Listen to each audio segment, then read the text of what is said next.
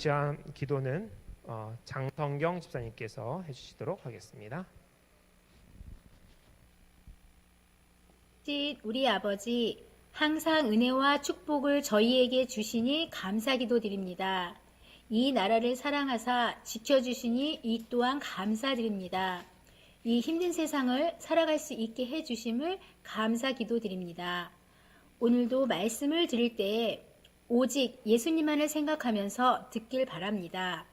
집으로 돌아가는 발걸음도 지켜주시고 한 주도 주님과 동행하는 삶을 살도록 인도하여 주시옵소서. 아멘. 이 모든 말씀 예수 그리스도 이름으로 기도드렸습니다. 아멘. 해주시기 바랍니다. 오늘 순서는 예언의 신 통독반에서 맡았고요. 제목은 문학의 밤입니다. 이 시간 우리 특창이 아니고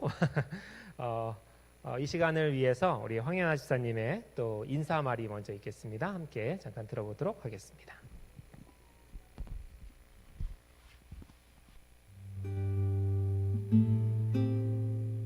시가 먼저였네요. 신앙송입니다. 시편 27장 1절 5절 여호와는 나의 빛이요 나의 구원이시니 내가 누구를 두려워하리요. 여호와는 내 생명의 능력이시니 내가 누구를 무서워하리요.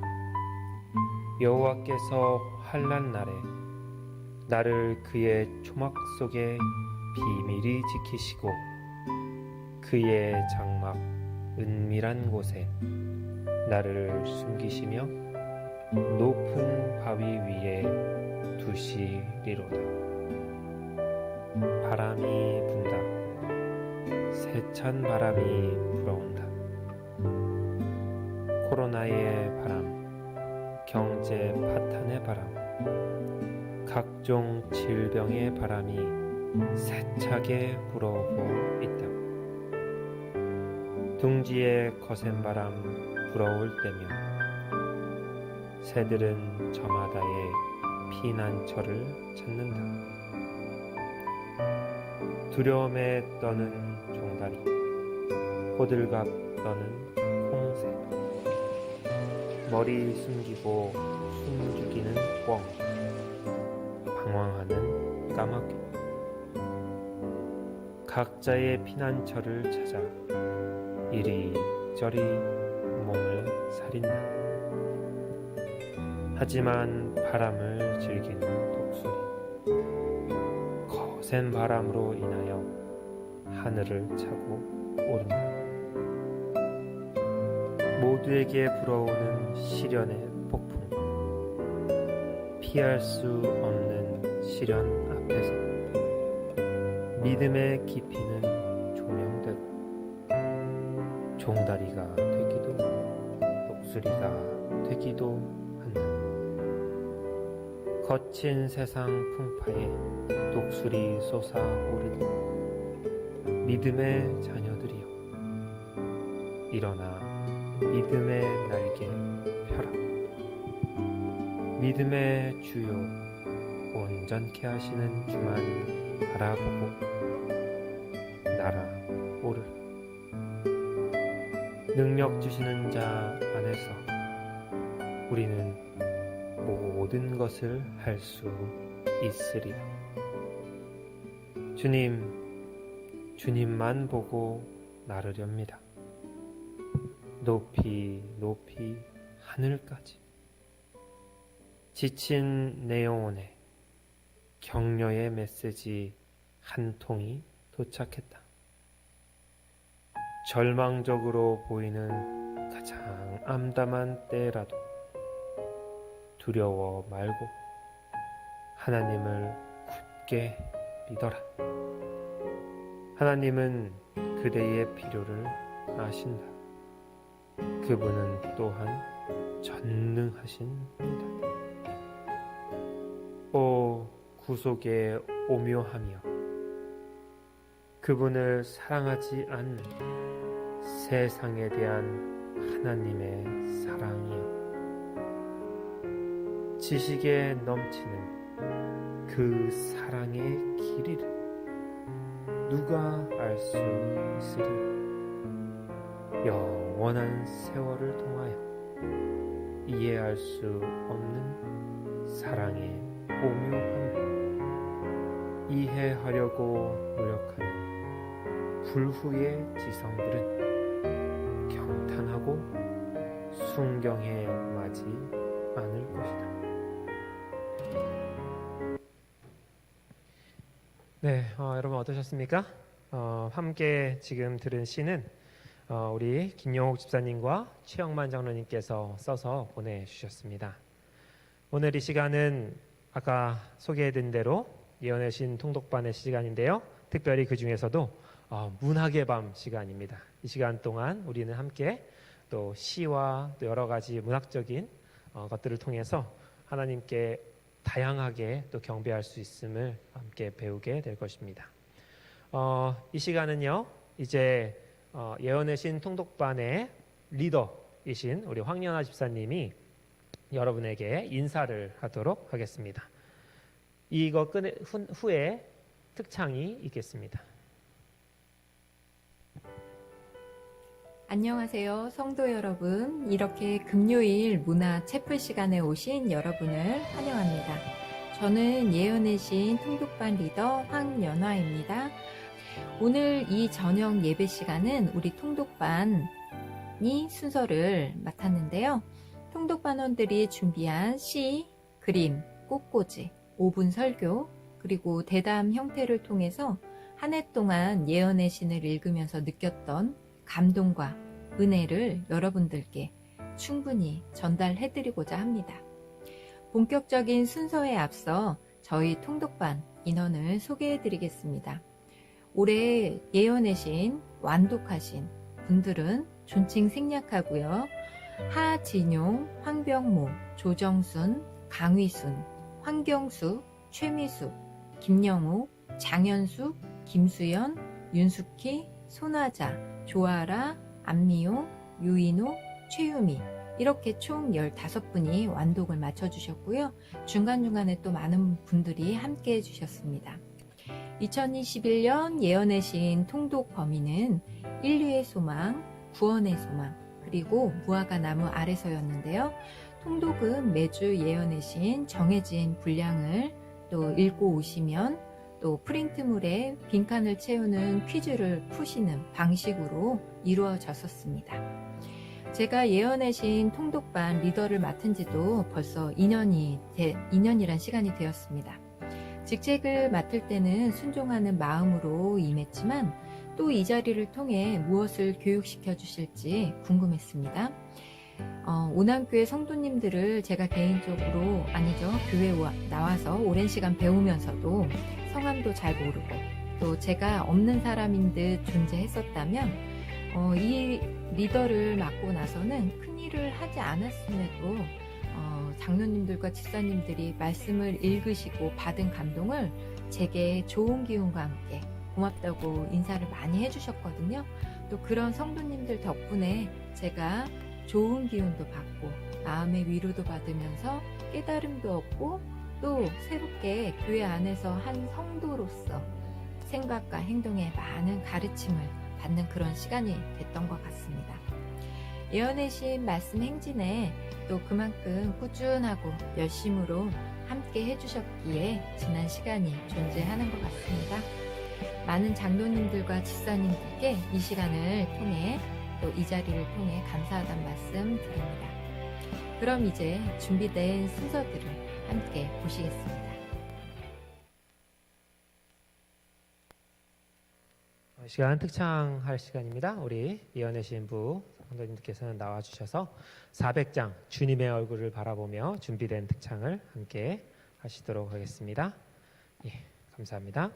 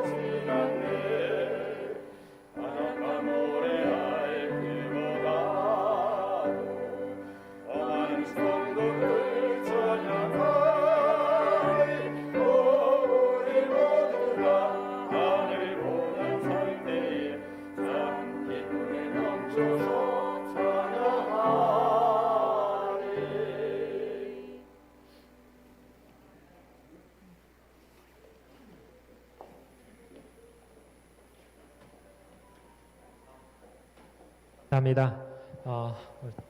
급하지만 또 우리 함께 성도들이 모여서 또 정말로 은혜로운 찬양을 준비해 주셨습니다.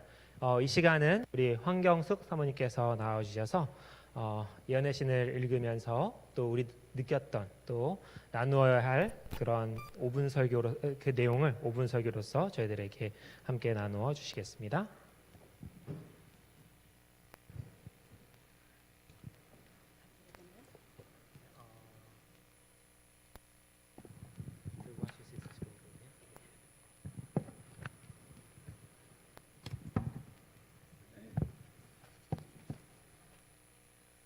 우리들은 지금 시대의 소망을 읽으면서 느꼈던 감동을 나누는 시간을 가지고 있습니다. 그 중에서 저에게는 그 감동을 5분 동안 설교해달라는 명령을 받고 이 자리에 서게 되었습니다. 저는 시대의 소망이라는 책을 기록한 경유에 대해서 먼저 말씀드리려고 합니다. 화이트 부인께서 하나님께서 선지자로 부르셨을 때 많은 기록들을 남기고 또 사건마다 계시를 주셔서 재림교회의 갈 길을 가르쳐 주셨었지요. 그런데 그 화이트 부인이 예수 그리스도에 대해서 아는 바가 별로 없었습니다. 구약 성경에 나온 그대로밖에는. 그래서 하나님께 간절히 기도를 드렸다고 합니다. 저에게 예수 그리스도에 대해서 알게 해달라고. 그렇게 기도의 응답으로써 하나님께서 계시를 주셨는데 예수 그리스도의 탄생 전부터 출생, 성장 과정, 십자가의 죽음, 부활, 승천, 재림까지 그 이후일까지 아주 상세하게 계시해 주셔서 그것들을 기록한 책이 바로 시대의 소망인데, 아무리 봐도 학식이 없었던 그 여성분으로서 이렇게 정말 훌륭한 책을 썼다는 것은 상상할 수가 없는 것이죠. 성령께서 이끄심이 아니었으면 불가능한 일이라고 생각을 합니다. 1973년도에 서울에서는 교파를 초월한 대전도회가 있었습니다. 그 전도회 강사로 선정된 분은 바로 세계적인 설교가 빌리 그레함이라는 미국 목사님이셨습니다. 그때 저희는 서울 답심교회 전도사로, 그때는 담임 목사 없이 그냥 전도사가 목회자였는데 힘하고 있을 때였습니다. 대전도회를 여의도 광장에서 시작을 하면서 빌리 그레함 목사님이 한국에 있는 교회 지도자들에게 한국에 있는 교파 이름을 다 써서 보내달라. 그래서 보내왔는데 보니까 세븐스데이 애드벤티스트 처치가 없던 거예요. 아니, 한국에는 재림교회가 없단 말입니까? 아닙니다. 죄송합니다. 있습니다. 그럼 그 교회에도 연락을 해서 다 같이 이 전도회를 하도록 해 주십시오. 그래가지고 연락을 보내서 우리 재림교회 지도자들에게 연락이 왔고, 그때부터 사역자들이 모든 교단과 협력해서 여의도에 큰 대전도회를 치렀던 경험이 있습니다. 제가 이 시간에 왜 그 말씀을 드리냐면, 그때 빌리 그레함 목사님이 설교 주제가 바로 이 시대의 소망 가지고 설교를 했다는 것입니다. 그렇게 개신교에서도 알아주고 유명한 책이라는 것이 이 시대의 소망입니다. 저는 이 긴 책 속에서 챕터마다 정말 역사도 있지만 교훈들이 얼마나 많은지 다 기억할 수는 없어요. 그런데 이 시간에 짧은 5분 동안에 감동을 나누려고 생각을 하니까 좀 그렇더라고요. 그 73장에, 시대의 소망 73장에 보면 예수님께서 11 제자와 이별하기 전에, 이별을 앞두고 말씀을 나누신 것이 있어요.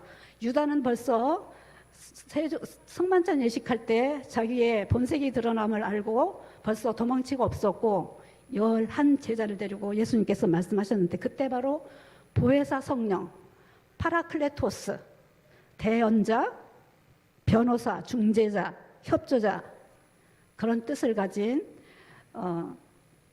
분에 대해서 이제 말씀을 해주셨는데, 예수님이 사람으로 오셨기 때문에 한계가 있었어요. 예수님이 계시지 않는 곳에서는 그 혜택을 누릴 수 없었지만, 예수님이 하늘로 떠나시고 난 다음에 이 어리석은 백성들을 위하여 성령을 보내주시겠다고 약속하셨고, 그 일을 위하여 이 시간에 말씀하신 것 중에 말씀이 있는데, 요한복음 14장 16절 17절에는 내가 아버지께 구하겠으니 그가 또 다른 보혜사를 너희에게 주사 영원토록 너희와 함께 있게 하시리니 저는 진리의 영이라, 그런 말씀이 있습니다. 근데 이 책 보급판 231페이지에 보면은 감동적인 약속이 있는데, 제가 이 말씀을 읽고 너무 감동 깊어서 한참 생각을 하게 되었습니다. 제가 읽어볼 테니까 여러분들 좀 들어보시기 바랍니다.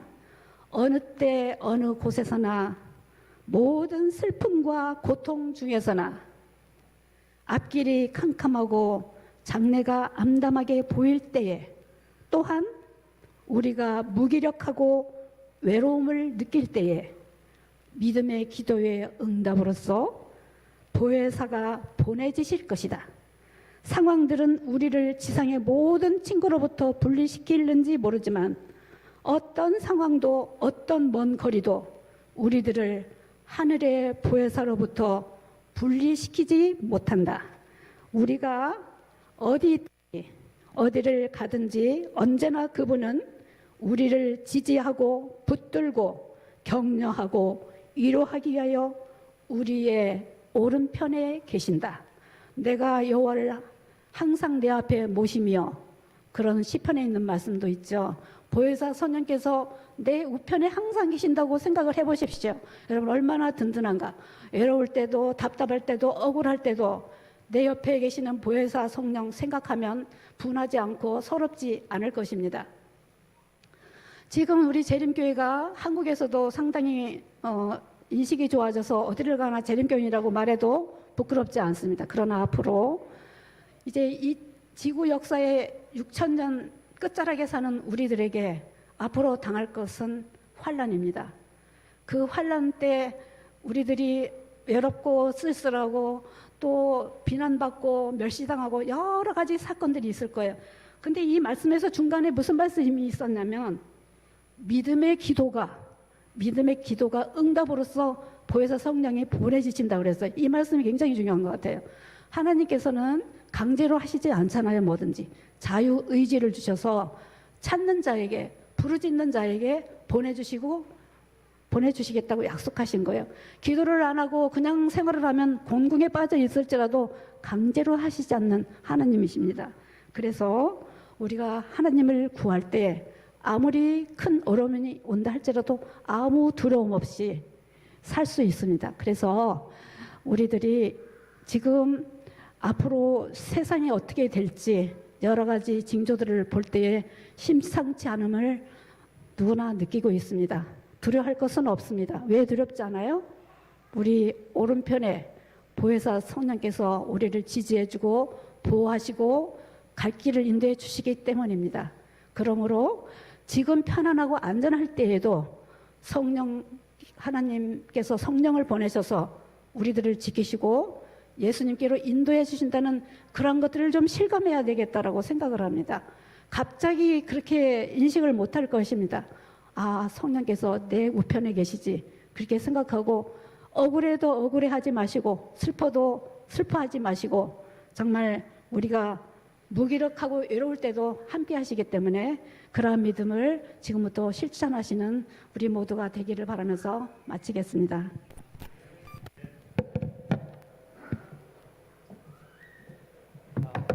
사모님 감사합니다. 이 시간은요, 이제 꽃꽂이를 여러분 함께 아름다운 꽃꽂이를 한번 감상해 볼 시간인데요. 우리 윤숙희 집사님께서 준비해 주셨습니다. 이 시간 잠깐 나오셔서 우리 함께 또 이 아름다운 꽃에 대해서 설명을 듣도록 하겠습니다. 잘 나오고 있습니다. 이게 돼요? 맞아요?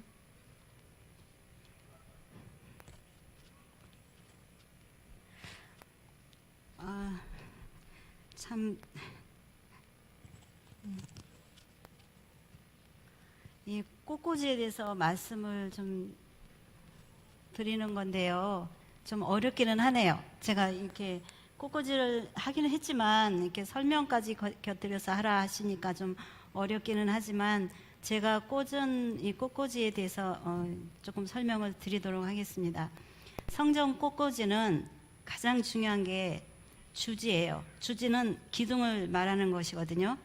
대개 꽃과 나무와 관엽을 통해서 이 메시지를 전합니다. 이 꽃을 제단에 놓는 것은 예배를 위하여 보는 이로 하여금 예배에 집중하게 하고 예수님의 희생을 생각하게 하고 또 그 다음에 분위기를 부드럽게 하고 성도들 간의 따뜻함을 자아내기 위해서 꽃꽂이를 꽂습니다. 주지라 하면은 이게 주지입니다. 이게 그래서 삼각구도를 이루고 있고요. 꽃이 되게 이렇게 보면은 삼각구도형일 거예요. 이렇게 되게 딱 이게 눈에 띄었을 때 그러면 제1주지는 삼위 성령 하나님을 나타내는 것이고요. 제2주지는 목회자와 성직자를 나타내는 것입니다. 3주지는 모든 성도와 백성들을 나타내는 것이에요. 또 이번에 이 주제는 제목이 뭐냐면은 그리스도와 제자, 사랑하는 제자 요한에 대해서예요. 그래서 꽃이 두 종류만 있습니다. 카라하고 이제 이 스타게이저라는 이 꽃인데요. 백합 종류예요. 그런데 이 주지로 쓴 이 유칼립투스 나무의 가지거든요. 근데 유칼립투스가 이렇게 좀 감싸는 듯한 그런 기분을 나게 하잖아요, 분위기가. 그래서 이 유칼립투스의 그 의미가 이게 덮다, 또 둘러싸이다라는 뜻이 있다고 그래요. 그래서 이렇게 감싸주는 느낌을 들게 하였고요. 이 카라는 천년의 사랑이라는 뜻이 있대요. 그래서 예수님의 순백, 순결을 뜻하므로 이제 예수님을 상징하는 것으로 제가 한번 해봤고요. 그 다음에 스타게이저는 변함없는 사랑. 그러니까 예수님과 사랑하시는 제자 요한을 생각하면 정말 관계가 그런 것 같은 생각이 드는 겁니다. 그래서 이 꽃을 꽂으면서 시대의 소망 139쪽에 보면은 영문이에요. 이 제자 요한이 제자 요한은 성향이 나오는데요. 제가 베드로에 대해서도 좀 말씀을 드렸지만 그 제자 요한은 예수께서 사랑하시는 제자 그러잖아요. 그래서 그 제자 요한은 진실하고 정이 깊고 열정적이었으나 또한 사려 깊은 사람이었다. 예수 그리스도의 영광을 식별하기 위하여 그는 애썼으며 또한 그 주제를 명상하기 위하여 몰두하였다. 이런 말씀이 있어요. 그래서 얼마나 저도 정말 성경 인물들 중에 많은 인물들을 닮고 싶은 그런 소망이 있지만 특별히 그리스도의 사랑하시는 제자 요한을 좀 닮고 싶어요. 왜냐하면 제 성향이나 성품이 너무 베드로에 가까운 사람이라 거칠고 정말 좀 생각도 모자라고 단순하게 아픔도 많이 주고 그리고 그냥 앞뒤 생각이 짧고 너무 천방지축이고 정말 형편없는 사람이기 때문에 어떻게 그 살아가는 제자 요한 우리 목사님께서 늘 안식일마다 요한에 대해서 말씀하시는데 그 예수님 십자가 밑에 서서 그 애절하게 마리아 어머니를 안고 있는 그 모습 얼마나 정말 그러한 사람이 되고 싶다. 그러한 제가 되면은 예수님이 오실까 이런 생각도 좀 해봐요. 그래서 이 꽃을 이렇게 구입하고 사서 어젠가요? 어저께인데 새벽 4시 반에 일어나서 장에 갔는데 이걸 하여튼 끝나는 시간이 1시더라고요.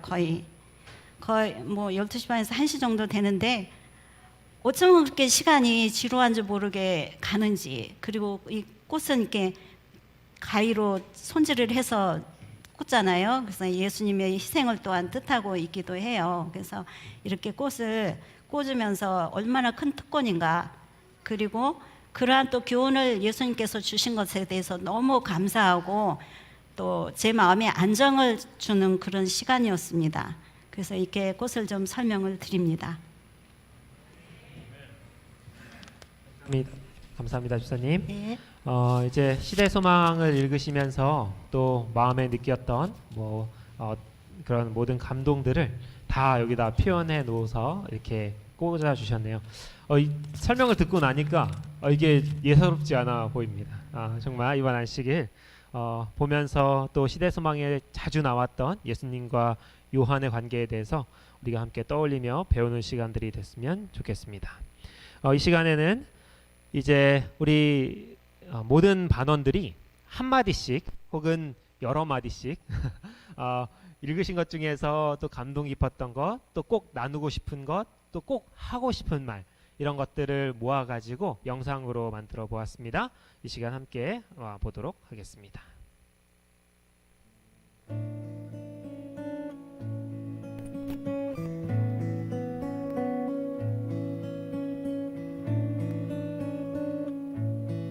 주를 만나기 위해 깨우침을 받고자 하는 간절함이 무화과 나무 아래의 경험이고, 희망의 빗줄기를 잡으려고 몸부림치는 순간들이 무화과 나무 아래의 경험이다. 우리는 누구나 메시아를 만나기 위한 무화과 나무 아래서의 갈등과 고민을 경험한다. 무화과 나무 아래서 홀로 씨름하는 우리를 그분은 보신다. 우리의 눈물로 드리는 기도를 그분은 아신다. 참으로 이 서론에 있는 말씀이 너무나도 감동적이었습니다. 그래서 예수님께서 그 무화과 나무를 저주를 했습니다. 그래서 저주를 받는 순간 그 나무는 신속히 말라버렸고, 그리고 그 무화과 나무가 말라 죽는 것은, 열매 없는 무화과 나무는 유대 민족의 상징이었다, 이렇게 말씀을 하셨어요. 그렇다고 한다면 우리가 신앙인들이 신앙을 올바로 영위하지 못하고 그냥 풍성한 것처럼 이렇게 삶을 영위해 간다면, 그것은 예수님께서 오늘 무화과나무를 비유해서 말씀해 주신 것처럼 그렇게 사는 신앙은 우리가 구원의 반열에 참여할 수 없다는 것을 예수님은 경고하십니다. 오늘도 말씀으로 충만한 그런 하루의 삶을 영위해가는 우리 모두 오남교회 모든 성도들이 되기를 간절히 바랍니다. 감사합니다. 저는 시대의 소망을 보면서 우리 예수님께서 얼마나 자상하신지, 얼마나 사랑이 많으신지 그런 분을 다시 한번 느끼게 되었습니다. 82장 어찌하여 우느냐, 무덤에 왔던 여자들한테 말하는데 그러는 거예요. 니네들이 가서 제자들에게 말하라. 갈릴리에 가서 만날 것이다. 그러면서 한 말씀을 더 붙이시는데 거기에서 베드로에게 말하라. 베드로가 끝내는 예수님을 부인을 했잖아요. 베드로가 얼마나 마음이 상심해 있을까. 예수님은 그거를 아신 거죠. 그리고 이제 갈릴리로 가겠다 했는데 만약에 베드로가 거기에 안 오면 어떨까, 어떻게 할까 하는 그런 마음이 있었던 것 같아요. 예수님 마음에. 그래서 베드로에게 꼭 일러라. 그리고 제자들에게 내가 갈릴리로 가겠다. 거기서 만날 것이다. 그렇게 말한 대목이, 야, 예수님이 이런 데까지 이렇게 신경을 쓰셨구나. 너무너무 정말 사랑이 많으시고 너무 감사한 분이다. 그렇게 생각을 해서 정말 이 말씀을 읽으면서 정말 베드로의 마음도 한 번 더 보게 되고 예수님의 그 심정도 정말 알게 되고, 정말 제가 예수님을 믿고 산다는 것이 얼마나 감사한지, 수연아 걱정하지 마, 내가 널 사랑한다, 그런 음성이 들리는 것 같아서 정말 여기에서 감명을 많이 받았습니다. 성공의 비결은 하나님의 능력과 인간의 능력이 결합하는 데 있다. 최대의 결과를 성취하는 자는 가장 열렬히 전능하신 자의 팔에 매달리는 자이다. 저는 이 말씀을 읽으면서 사람이 하나님의 그 뜻을 행할 때에 나의 힘으로 하는 것도 아니요, 오직 전능하신 하나님의 그 손길에 매달리는데, 내 인간의 최선의 노력을 다한 후에 하나님의 능력의 도움을 기다리는 것이라 말씀하시는 그 가운데에 많은 은혜를 받았습니다. 하나님은 각 사람의 비밀을 잘 알고 계신다. 우리는 기도할 때 길게 말하거나 큰 소리로 할 필요가 없다. 왜냐하면 하나님께서는 숨은 생각들을 읽고 계신다. 우리는 은밀한 가운데 기도할 것이니 그리하면 은밀한 가운데 보시는 하나님께서 들으시고 응답해 주신다. 저는 이 말씀을 생각하면서 저만의 무화과 나무를 만들었고 거기서 날마다 기도하고 하나님께 빛과 영감을 받고 그것을 또 다른 사람들에게 나누어 주기 위해서 제 생애를 일치시키는 일을 훈련을 받고 있습니다. 저는 올 1년 예언의 신을 읽으면서 마음의 양식을 많이 얻은 것 같아요. 우리가 주로 말하기를 성경은 큰 빛, 예언의 신은 적은 빛이라 그러잖아요. 어두운데 있는 나를 빛으로 인도하신 하나님 은혜가 너무 감사했고요. 그 빛으로 인하여 많은 사람들에게 비칠 수 있는 그런 여력을 얻었어요. 세월은 이기지 못한다고 나이 들수록에 보는 게 서툴어지고 그렇기 때문에 젊어서 성경 많이 읽고 예언의 신 많이 읽어서 마음의 양식을 풍성히 쌓으면 좋겠다 하는 말씀을 드리고 싶습니다. 우리의 기도는 하나님께서 알지 못하시는 어떤 사건을 하나님께 구하는 것이 아니다. 하나님께서는 각 사람의 비밀을 잘 알고 계신다. 우리의 기도는 길거나 큰 소리로 할 필요가 없다. 하나님께서는 숨은 생각들을 알고 계신다. 우리는 은밀한 가운데서 기도할 것이니 그리하면 은밀한 가운데서 보시는 하나님께서 들으시고 우리에게 공공연하게 응답해 주실 것이다. 성정이 같은 사람들을 택하신다. 하나님의 축복은 인간을 통해서 세상에 전해져야 한다. 그들을 통하여 당신의 영광은 죄악의 어두움을 비춰야 한다. 그들은 사랑의 봉사로 죄 많고 공공한 사람들을 만나야 한다. 그리스도께서 함께 하시겠다는 약속은 교회가 그분의 사업을 수행하고 있을 때에 이루어진다. 가서 모든 족속을 가르치라. 볼지어다 내가 세상 끝날까지 너희와 함께 있으리라고 그분은 말씀하셨다. 예수님의 멍에를 매는 것이 그분의 능력을 받는 첫째 조건 중에 하나이다. 바로 교회의 생명은 주께서 명하신 일을 성취하는 데 바치는 충성에 달려있다. 이 사업을 게을리하는 것은 확실히 영적 나약과 부패를 초래한다. 다른 사람들을 위한 적극적인 노력이 없는 곳에서는 사랑이 식고 믿음은 희미해진다. 그리스도께서 베드로에게 당부의 말씀을 하신다. 나를 따르라. 지금까지 베드로는 독자적으로 행동하는 경향이 있었다. 그는 하나님의 계획을 따르기에 기다리는 대신 다 하나님의 사업을 위하여 계획을 세우려 노력했다. 그러나 그는 주를 앞질러 달려가면서도 아무것도 얻을 수 없었다. 예수께서 그에게 명하신다. 나를 따르라. 나보다 앞서 달려가지 말라. 그렇게 한다면 너는 사단의 군대를 혼자서 만나지 않을 것이다. 나로 너보다 앞서 가게 하라. 그러면 너는 원수에게 정복당하지 않을 것이다. 다른 사람에게 위탁된 일에 대해 쓸데없이 걱정하지 말고 그리스도를 따르는 것은 모든 사람의 의무이다.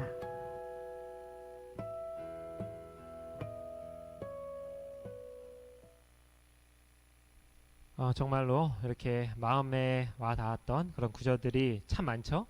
우리도 함께 읽으면서 또 내년에는 더 많은 분들께서 또 마음에 있는 구절들을 말씀하실 수 있는 기회가 되었으면 좋겠습니다. 이 시간은 우리 함께 이제 그림에 대해서 좀 볼 텐데요. 우리 조아라 집사님이 그림으로 묵상을 하셨어요. 그래서 그 부분에 대해서 이제 설명하면서 그림이 차근차근 어떻게 완성되어 가는지 함께 이 시간 살펴보도록 하겠습니다. 안녕하십니까? 조아라 집사입니다. 2021년은 의미 있는 시간들이었습니다. 개인적으로 주님께 가까이 나아간 소중한 순간들을 감사하게 여깁니다. 3월에 무화과 나무 아래서를 읽으면서 기도로 하늘 문을 여는 연습을 많이 하였고 저만의 무화과 나무를 지정하여 은밀히 기도하며 지성소에 계신 주님을 그리워하는 경험을 숱하게 가졌습니다.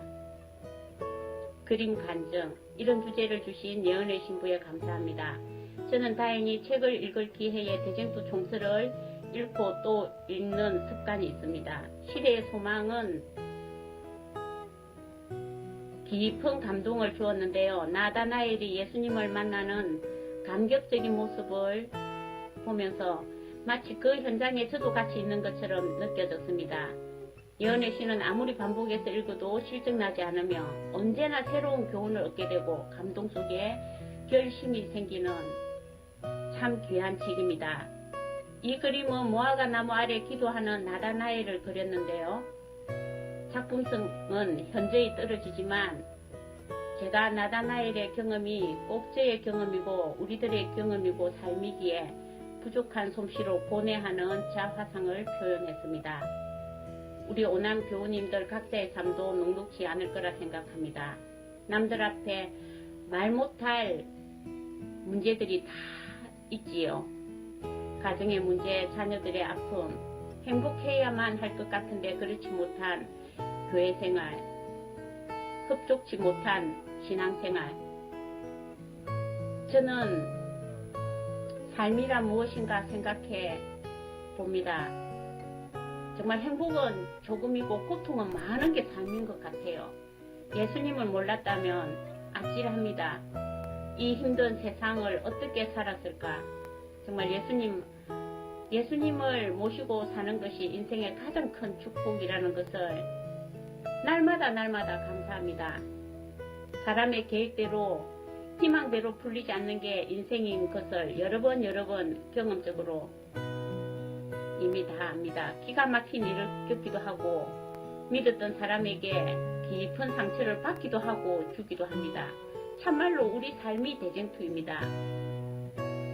나다나엘도 저도 여러분도 개인적으로 무화과 나무 아래 쉼이 필요합니다. 인격적으로 주님을 만나야 됩니다. 예언의 말씀을 연구하고 성령의 깨우쳐 주심을 위하여 기도해야 합니다. 저는 주님 앞에 무릎 꿇고 기도할 때마다 제 기도의 주제는 항상 한 가지로 달려갑니다. 분명히 기도 제목을 적거나 머리에 저장을 하고 주님 앞에 무릎을 꿇었는데 기도는 언제나 한 가지 주제로 저를 안내합니다. 바로 예수 그리스도이십니다. 아버지와 하나이신 분이, 창조주이신 분이 아기 예수로 태어나신 것부터 해서 그분의 생애, 죄 없으신 분이 십자가에 달리신 부분, 그 십자가에서 우리의 죄를 다 대신 지신 주님, 그 사랑을 생각할 때 저는 언제나 눈물이 흐릅니다. 눈물 범벅이 됩니다. 그분의 청량할 수 없는 고귀한 사랑을 체험합니다. 이런 경험 앞에 모든 기도 제목은 시시해집니다. 주님만이 높임을 받습니다. 지금 하늘 지성소에서 우리를 위하여 조사하시고 심판하시는 그분을 바라보며 조만간 그 일을 끝내시고 우리를 데리러 오실 것을 고대합니다. 개인적으로 저를 다 아시는 주님이 계시기에 행복합니다. 감사합니다.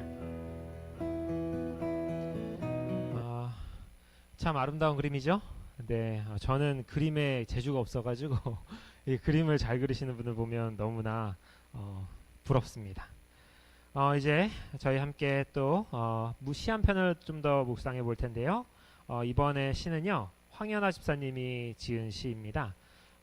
또 시대소망과 또 이 예언의 신을 보고서 거기에 대해서 마음 가는 대로 이제 만드신 그런 시인데요. 한번 이 시간 감상해 보도록 하겠습니다.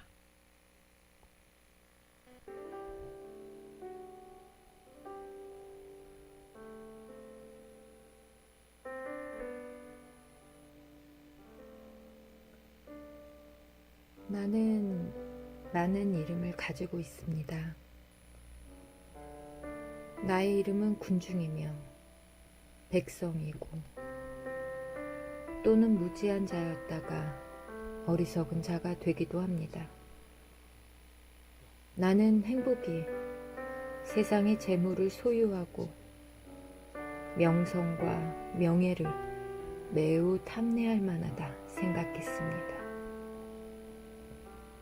나의 선행으로 슬기롭다, 경건하다 칭찬을 받을 때면 매우 기분이 좋았고 그것을 행복의 극치로 여겼습니다. 이런 나에게 누군가 말했습니다. 내가 받게 될 모든 보수는 세상의 이득과 명예라고. 나는 어떤 말도 할 수 없었습니다. 나는 한동안 잠잠해졌습니다. 그리고 큰 공포감이 엄습했습니다. 그 말이 의심스러운 듯 두리번거리기도 했습니다. 왜냐하면 나는 당연히 구원을 보수로 받고 싶으니까요. 내가 사랑하는 님이 있습니다. 나의 깊은 무지와 오류에도 나를 계속해서 만나러 오십니다. 나의 어두워진 이해력에도 잘 알아들을 수 있게 진리의 교훈을 주십니다. 나를 얼마나 생각하시는지 허리를 동이고 단지 나에게 축복해 주시기 위해 언제나 손을 내밀고 서 계십니다. 가끔은 내가 너무 염려되어 경고도 해주시고 탄원도 하시다가 내가 너무 힘들어 위로가 필요할 때면 격려의 말씀으로 나를 항상 일으키시려 애써 주십니다. 나는 그렇게 그분의 귀한 말씀도 들었다가 아픈 곳이 있으면 병고침도 얻습니다. 그분은 나의 오류를 정면으로 공격하지 않으심으로 나를 사랑해 주십니다. 이미 불행을 알고 계시지만 나를 사랑하시어 비참한 실상을 생생하게 묘사하지 않으십니다. 오히려 내가 알고 있던 것보다 훨씬 좋은 것만 주십니다. 나의 품성 속에 숨어있던 악덕의 근거를 고난을 통해 드러내실 때면 그분의 은혜를 입을 기회입니다. 결코 나는 시련에 초조해하거나 불평하지 않을 겁니다. 무의미한 반항도 이젠 그만둡니다. 오히려 그분으로부터 떠나게 될까 걱정하는 마음도 이젠 내려둡니다. 이제 나는 노를 한없이 품지 않으시는 긍휼의 여호와를 힘입어 오직 그분의 겸비한 내가 됩니다. 날마다 겪는 냉담과 거절과 괴로움을 극복합니다. 가혹하거나 잔인한 상황에도 그리스도인인 나는 침착하고 신뢰하는 자제의 정신을 유지합니다. 그것이 하나님의 완전한 품성을 나를 통해 드러내실 권리이기 때문입니다. 나는 승리를 주는 능력인 마음의 겸손을 애쓰며 하늘 궁정과 연결된 증거를 가집니다. 나의 마음에 예수의 거하실 여지를 만들어 그분의 사랑을 깨닫고 이기심 없는 마음으로 하나님을 볼 것입니다. 그리스도의 은혜로 세상에서 가장 고상한 자들이 걸어온 길, 그 길을 걸으며 기쁨으로 대하고 나는 그리스도의 사랑으로 만들어집니다. 그리고 나의 그날의 마지막 승리의 기쁨은 더욱 커집니다. 예, 결심과 또 묵상들이 한데 섞여 있는 그러한 아름다운 시 감사를 드립니다. 이제 이 시간은요, 우리 대담의 시간인데요. 우리 황병모 장로님과 하진용 장로님께서 이 자리에 나오셔서 또 무화과 나무 아래서라고 하는 그 책의 내용들을 함께 대담의 형식으로 여러분께 소개해 드리도록 하겠습니다.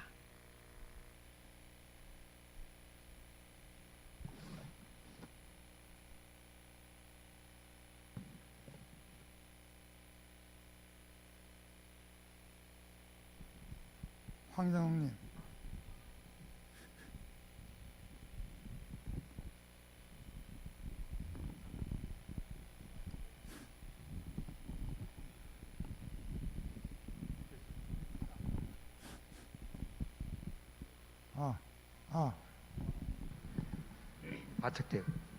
황 장로님, 그거 무화과 아닙니까? 네, 냄새가 좋고 제 자신을 깊이 되돌아보게 해서 가지고 있습니다. 아, 그렇군요. 저도 예언의 신에서 기도에 대해 뽑아놓은 무화과 나무 아래서라는 책을 읽고 감동을 받았습니다. 저도 그랬는데요.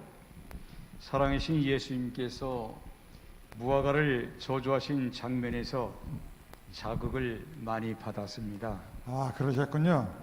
무화과 나무가 말라버렸죠? 저도 그렇지 않을까 생각합니다. 그것은 가식적인 무성한 잎사귀들 외에는 아무것도 없었다라고 기록되어 있습니다. 그러니까 애초에 거짓인 것이죠. 열매 없는 무화과 나무는 유대인들을 상징하고 있습니다라고 지적해 주셨습니다.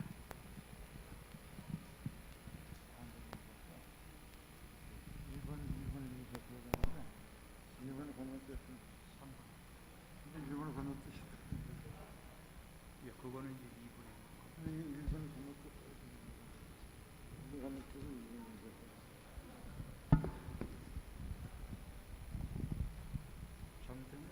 맞아요. 1번.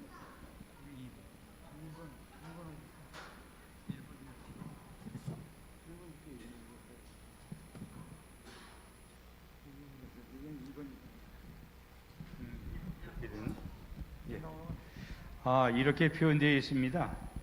제가 읽어보겠습니다. 그분은 무화과 밭을 지나셨습니다. 그분은 시장하셔서 잎사귀에 있는 한 무화과 나무를 보시고 혹 그 나무에 무엇이 있을까 하여 가셨더니 가서 보신즉 잎사귀 외에는 아무것도 없더라고 그렇게 생각하시면서 무화과 때가 아님이라고 그렇게 말씀하셨습니다. 아, 그럼 무화과 나무에게 속으신 것 아닙니까? 그렇군요. 사실 무화과는 잎이 나기 전에 익은 열매가 나오는 것이 특징이거든요. 그런데 이 나무는 다른 모든 나무보다 일찍 자라서 벌써 잎사귀들이 무성했던 것이죠. 그런데 정말 작거나 마른 것도 하나 없었을까요? 그렇게 말입니다. 하나도 열매가 없는 것은 사실입니다. 제일 낮은 가지로부터 제일 높은 가지까지 다 찾아보셨지만 예수님께서는 잎사귀 외에 아무것도 없음을 발견하셨고 또 그렇게 기록을 해 주셨습니다. 그럼 아예 열매가 맺히지 않고 잎사귀만 놔버린 것 아닐까요? 저도 그렇지 않을까 생각합니다. 그것은 가식적인 무성한 잎사귀들 외에는 아무것도 없었다라고 기록되어 있습니다. 그러니까 애초에 거짓인 것이죠.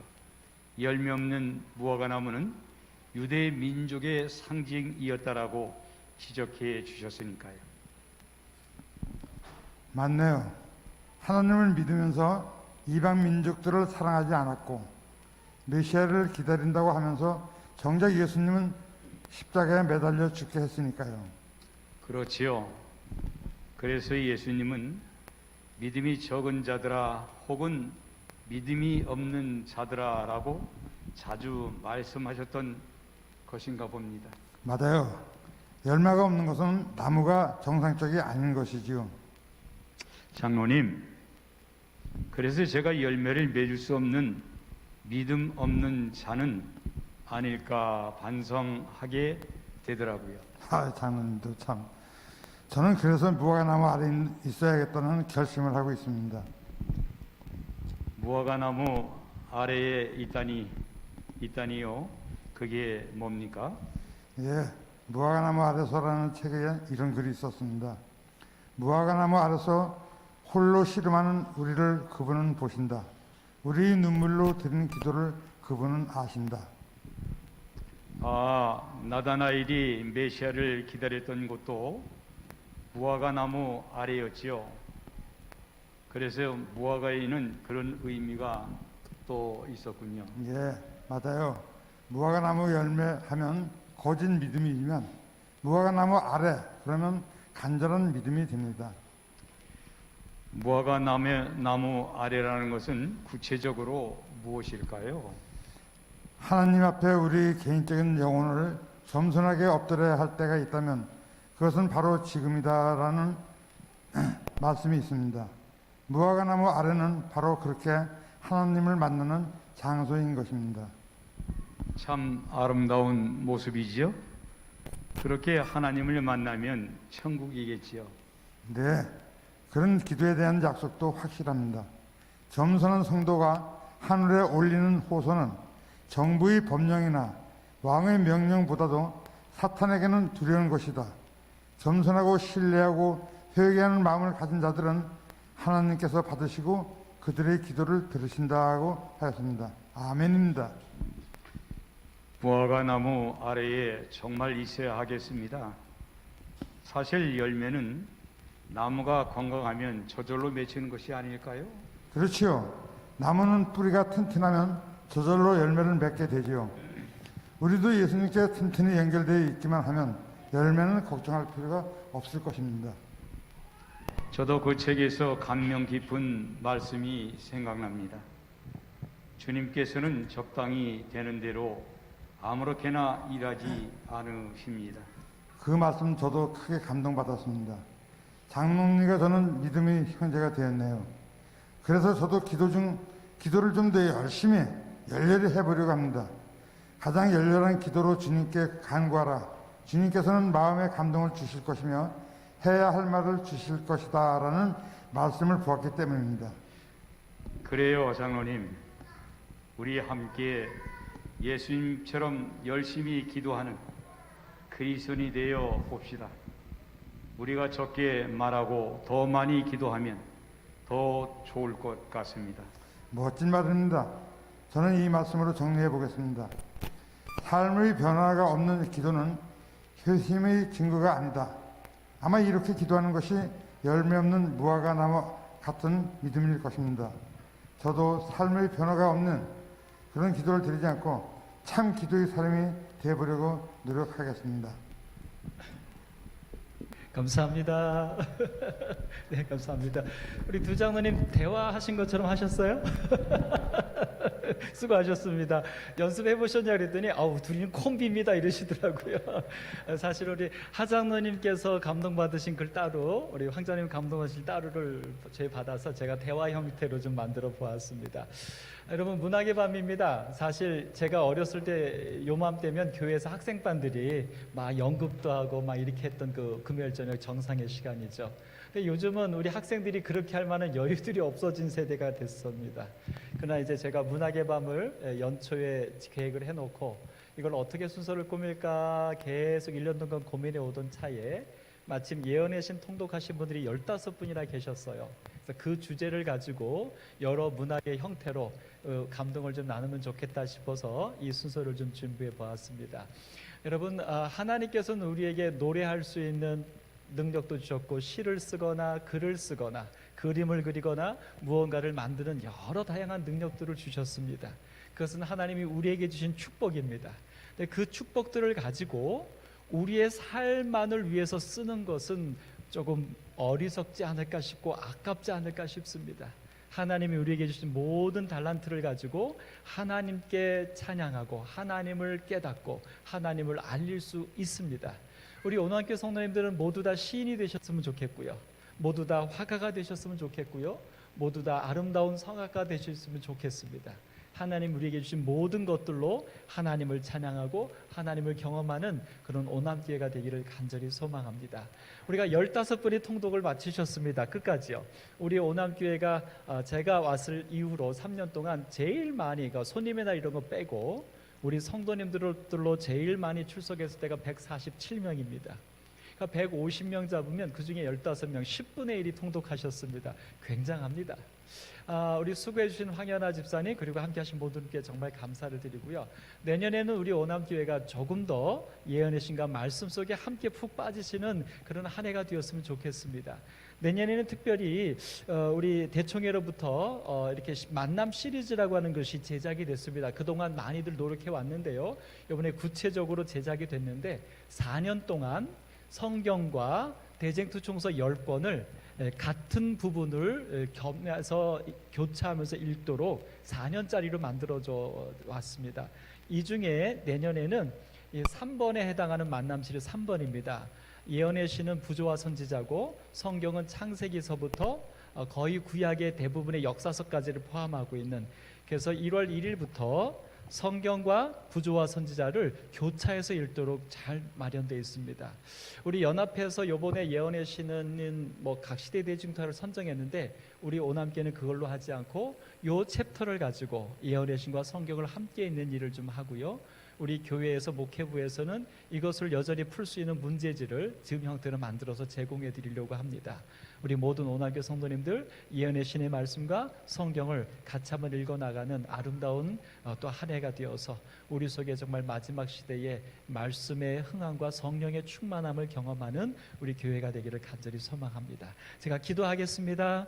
하나님, 한 해 동안 저희들에게 예언의 신의 말씀을 통하여 우리를 촉촉하게 채워주셨사오니 감사합니다. 우리 오남교회 15명의 성도님들이 그 일을 시작하여 마무리까지 모두 완독하게 하셨사오니 감사합니다. 그분들에게 주신 아름다운 은혜가 그분들의 삶 속에 나타나게 하여 주시고 그것들이 우리 주변에 아름다운 기별로 복음이 되게 하여 주시옵소서. 오늘 또 우리가 받은 감동을 하나님이 주신 여러 달란트로 우리가 표현해 보았습니다. 우리의 삶에서 우리가 할 수 있는 모든 것들로 하나님의 은혜를 나누며 하나님의 복음이 되게 하여 주옵소서. 예수님의 이름으로 기도드립니다.